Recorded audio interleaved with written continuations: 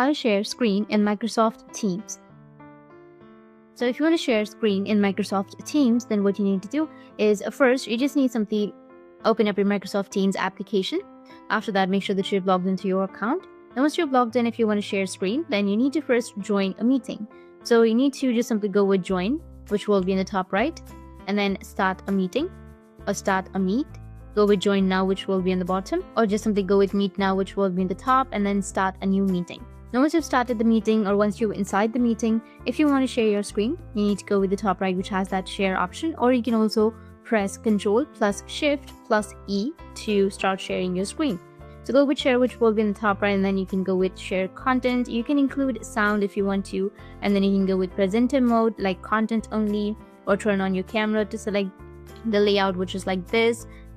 You'll have 4 different types of presenter mode, and then you will also be able to add background. And here you will have your screen, and here you will have your window. So if you want to share your screen, just simply click on screen right here, and your screen has been shared. Now if you want to stop the screen sharing, you need to just simply go with stop, which will be in the top right, and it has been stopped. So that's how you can share your screen in Microsoft Teams, and if you have any questions, feel free to comment below. Thanks for watching.